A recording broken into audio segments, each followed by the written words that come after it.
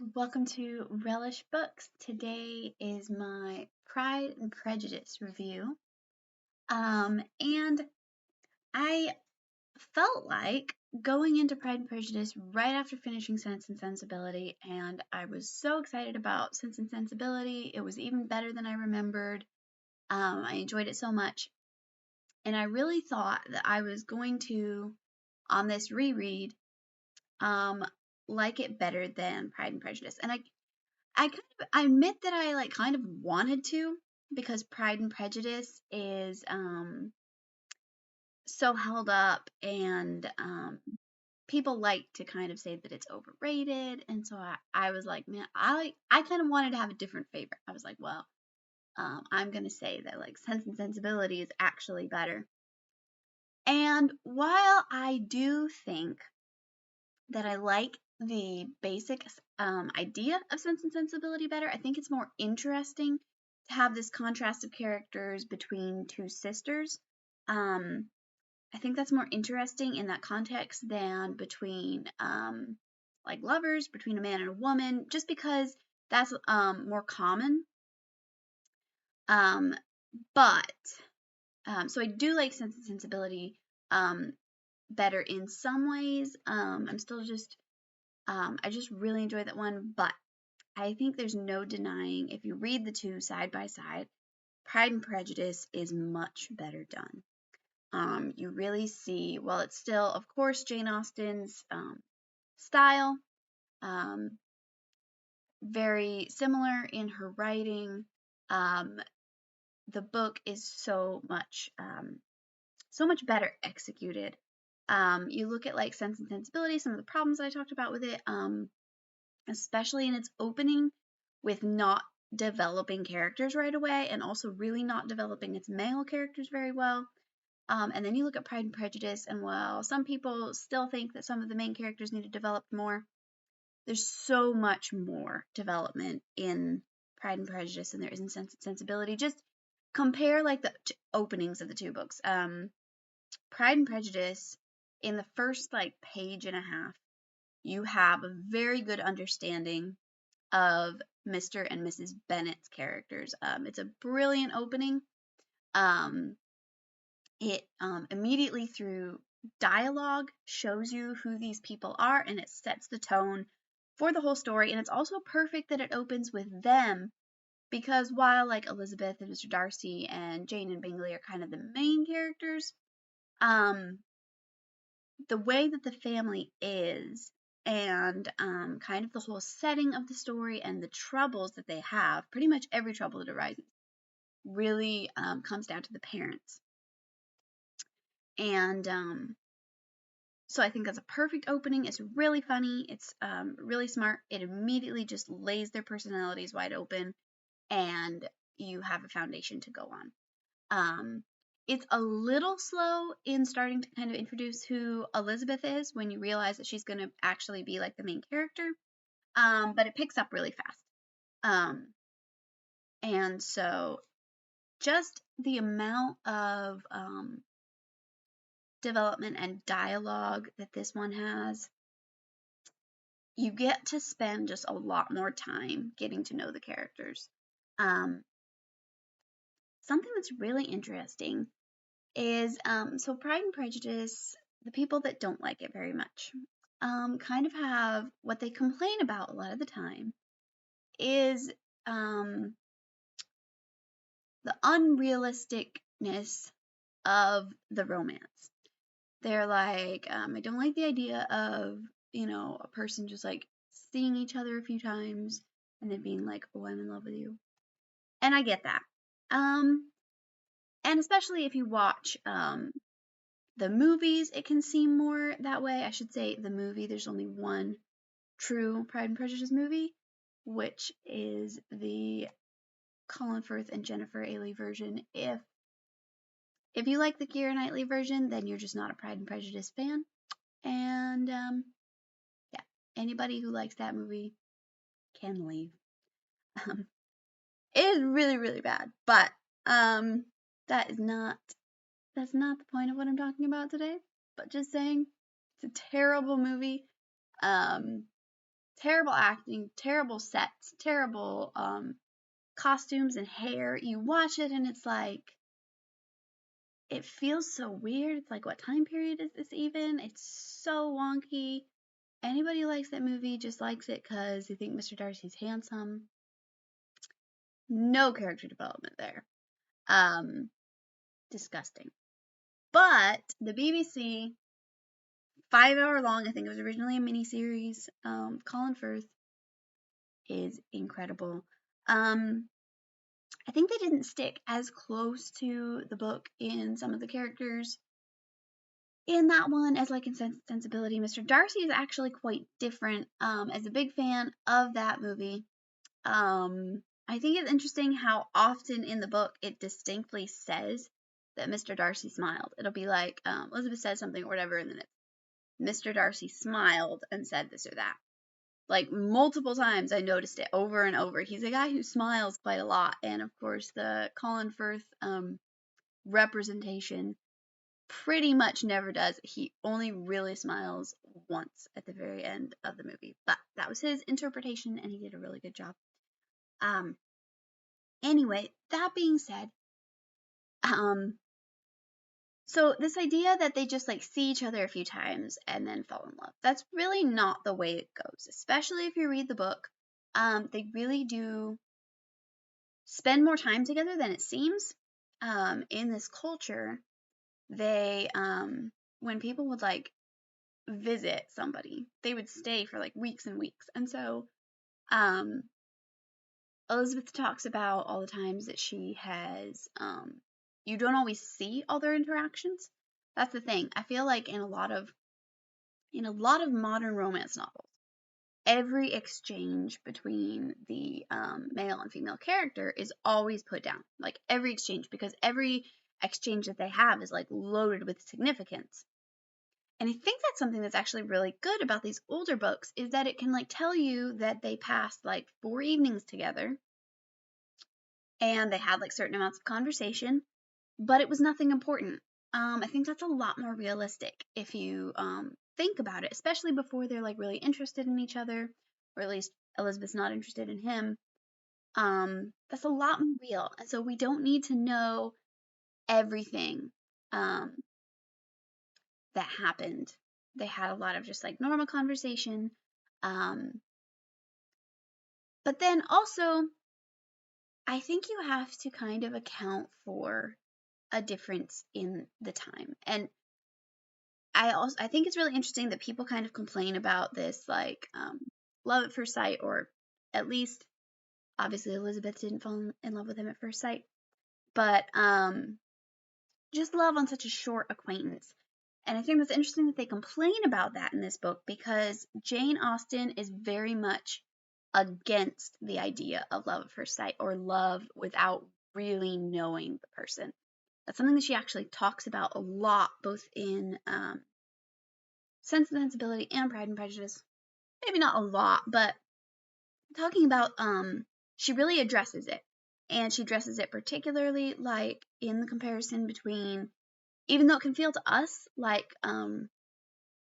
reading the book, watching the movie, it can feel like because he's a more open character, that you like know Wickham better more quickly than like Mr. Darcy. But if you kind of read the way that that happens, Elizabeth kind of compared her, as soon as she saw him, she was drawn to Wickham. She was very kind of prejudiced in his favor because of his good appearance and because of his charming manners and all these things. And so by the time that she spoke to him and he was so pleasant and nice and all that, she was already ready to like him, and she didn't like fall in love with him, but she had this prejudice for him. And then the opposite with Mr. Darcy, where she had a prejudice against him without really knowing who he was. And then later in the book, there's like this moment where she's kind of comparing the two, and she's thinking about like being attracted to somebody on first impression versus coming slowly to care for them based on a much longer relationship where you slowly come to understand who they are. And I think that that's really important to point out when people can kind of accuse these books of being like, oh, they're love at first sight stories. Um, you can't fall in love with somebody just from, seeing them across a room a few times. And I think there's truth in that as well. But I do think, again, this is a difference between our times. Just because that's not the way that we go about relationships nowadays doesn't mean that that style didn't work back then. I'm not going to say that the forms that they went through back then were better, although I do think most of the time their relationships lasted a lot longer and were statistically more successful. Of course, I think that you need to get to know a person really well before you would marry them. But for the time period, that's what she's advocating as well, to get to know a person very well, to have a thorough understanding of their character, who they are, that they are a good person, and to have genuine love for them before you would marry them. So I really don't think that they are love at first sight books at all, and Jane Austen repeatedly attacks a lot of the forms of their time and culture, and the things that she disagreed with or saw problems with. So some other things that I love about Pride and Prejudice, and just Jane Austen in general, I love her short chapters. A short chapter in a book helps you read the book so much faster, even if it's a really long book. If it has just tons and tons and tons and tons and tons of short chapters, you read it so much faster than if it was the same length with super long chapters. Because I'll be reading and it's like, oh, well, I can just read one more chapter. Well, it's just like 2 pages. I'll just read one more chapter. And you get through it so much easier. It's a lot more fun, I feel like, the way that's broken down. Pride and Prejudice, the language is, again, it's so fun. It's more, in a lot of ways, it's more lighthearted and witty than Sense and Sensibility. There's more like playfulness between the characters because Elizabeth, that's kind of her personality. And again, I don't necessarily like the story better than Sense and Sensibility. Again, I think I prefer the dynamic like with Eleanor and Marianne. But Pride and Prejudice is better written, and partly, I don't know, part of it might be biased still because I'm so familiar with the characters. That's something that's fun about, sometimes I've talked about this before, but sometimes it's intimidating to like talk about a classic, something that's been talked about so much before. But when it's something like this, it almost makes it more fun because the characters in this book, even if you're trying to read it with a fresh perspective, they're so well known to you. There's so much background. You meet these different people, and it's like people that you know because you've had just like a connection with these people for so long. Their characters are so widely discussed. So much of other literature is compared to it. And so it is really fun to talk more about these kind of iconic people. Mr. Darcy is not, he's not like the best hero of all time, but I don't feel like Elizabeth is the best heroine of all time either. I think these suit each other very well. Again, just as far as like who the people are, even though they're not done as well, I really do prefer the characters in Sense and Sensibility. Just as the people that they are, I like them better. Elizabeth is very smart. She almost kind of gives the impression of being a little bit full of it. It'll talk about like, because we're missing her like her sweetness of expression, I guess. Because it'll talk about what she said, but it'll just like say that she said it in a sweet way, but it's only written down to where we have what she actually said, and so she can sound kind of I don't know, kind of full of it in her thoughts as well. But this is part of that's part of the story too, that she became humbled when she realized how wrong she was about everything. Um, so yeah, it in general, it is better done, and when you look at the cast of characters, I think it also has a better cast of characters than Sense and Sensibility. Mr. and Mrs. Bennet are such unique and defined characters themselves. Really interesting. I think they're way better than like the mother in Sense and Sensibility. Their cast of like friends and distant family members is far more developed and distinct.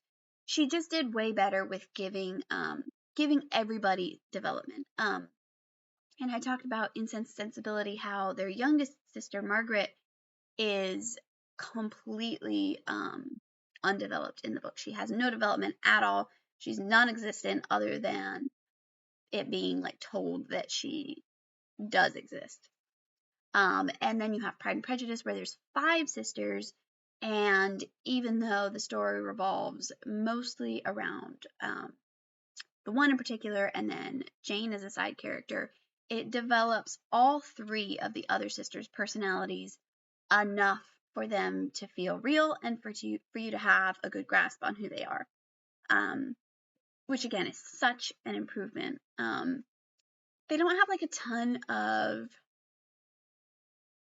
what's the word? For a movie you would say screen time, but they're not super present, but you get enough of them. They speak, all of them for themselves, and they talk, not just when it's absolutely necessary, but to like give you an idea of who they are. And I think that that's really important. If you're going to put characters in a story, especially like family members, you need to develop them.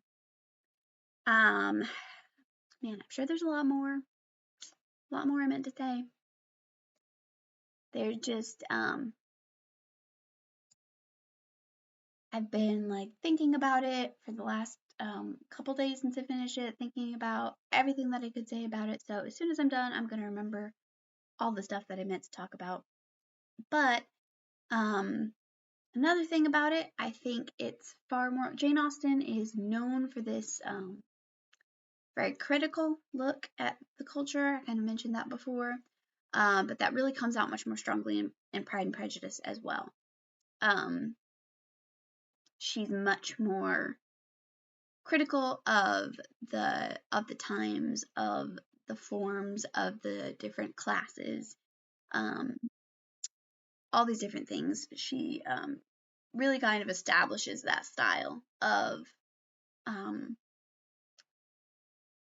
kind of humorous criticism. So that's really good. And yeah, I don't like to admit it, but it is a better book than Sense and Sensibility in pretty much every aspect. But I still have a bunch of others to go, so I'm not sure yet if I'm gonna think it is the best one. I think Mansfield Park comes next. In my mind, I was kind of thinking Emma because I was thinking like the main ones. I kind of think of Pride and Prejudice, Sensibility, and Emma as like the main Jane Austen books.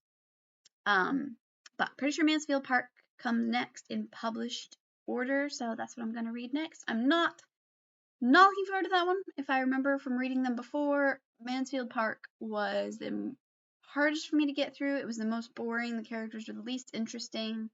The plot was the least interesting, and it's also kind of long compared to the others. So, not super excited about that, but maybe it's better than I remembered. Pride and Prejudice and Sense and Sensibility have both been, I guess they've been more to what I remembered than I thought they would be, if that makes sense. I was looking back on them thinking, oh, they probably aren't as good as I remembered them being.